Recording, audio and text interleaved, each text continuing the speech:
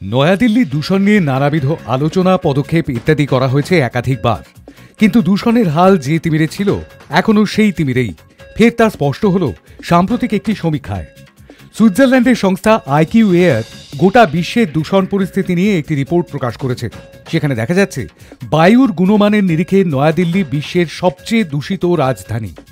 এই নিয়ে টানা 4 বার দূষণের মুকুট জুটল রাজধানী দিল্লি। শুধু নয়াদিল্লি নয়, গোটা ভারতের অবস্থাও সঙ্গীন দেখা যাচ্ছে ওই রিপোর্টে।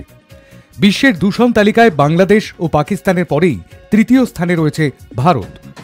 2023 সালের তথ্যের নিরিখে সারা বিশ্বের বায়ুর গুণমান রিপোর্ট প্রকাশ করেছে আইকিউ এয়ার। সেখানে বলা হয়েছে ভারতে গড় বার্ষিক পার্টিকুলেট ম্যাটার বা পিএম 2.5 প্রতি ঘনমিটারে 54.4 মাইক্রোগ্রাম। বাংলাদেশে গড় বার্ষিক পিএম 2.5 প্রতি ঘনমিটারে 79.7 মাইক্রোগ্রাম। পাকিস্তানে গড় বার্ষিক পিএম 2.5 প্রতি ঘনমিটারে 73.7 মাইক্রোগ্রাম। 2022 সালের রিপোর্টে দূষণ তালিকায় ভারতের অবস্থান ছিল অষ্টম। সেই সময় পিএম 2.5 প্রতি ঘনমিটারে ছিল 53.3 মাইক্রোগ্রাম। নতুন সমীক্ষায় বিহারের বেগুসরাই সারা বিশ্বের শহরগুলির মধ্যে সবচেয়ে দূষিত। সেখানকার বায়ুর গুণমান প্রতি ঘনমিটারে 118.9 মাইক্রোগ্রাম। বিশ্বের দূষিত প্রথম 11টি শহরের মধ্যে লাহোর বাদে বাকি 10টি ভারতের। সবচেয়ে দূষিত 50টি শহরের মধ্যে 42টি ভারতের। নয়াদিল্লিতে বায়ুর গুণমান 2022 সালে ছিল 89.1 মাইক্রোগ্রাম। 2023-এ তা বেড়ে হয়েছে 92.7 মাইক্রোগ্রাম। বিশ্ব স্বাস্থ্য সংস্থা হুর মাপকাঠি অনুযায়ী প্রতি ঘনমিটারে পিএম 2.5-এর সহনীয় মাত্রা 5 মাইক্রোগ্রাম। সেখানে নয়াদিল্লির দূষণের মাত্রা অনেক বেশি, যার প্রভাব পড়ছে রাজধানীর নাগরিকদের স্বাস্থ্যে। শুধু নয়াদিল্লি নয়, ওই রিপোর্ট অনুযায়ী হু নির্দেশিত মাত্রার চেয়ে 7 গুণ বেশি দূষণে জর্জরিত ভারতের 96% নাগরিক। 66% শহরে বায়ুমান প্রতি ঘনমিটারে 35 মাইক্রোগ্রাম। হু নির্দেশিত মাত্রার মধ্যে রয়েছে মাত্র 7টি দেশ: Australia, Estonia, Finland, Grenada, Iceland, Mauritius ও নিউজিল্যান্ড।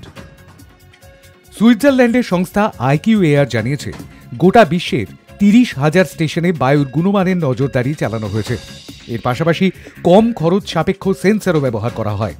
2022 সালে 131টি দেশের 7,323টি অঞ্চল থেকে তথ্য সংগ্রহ করা হয়েছিল।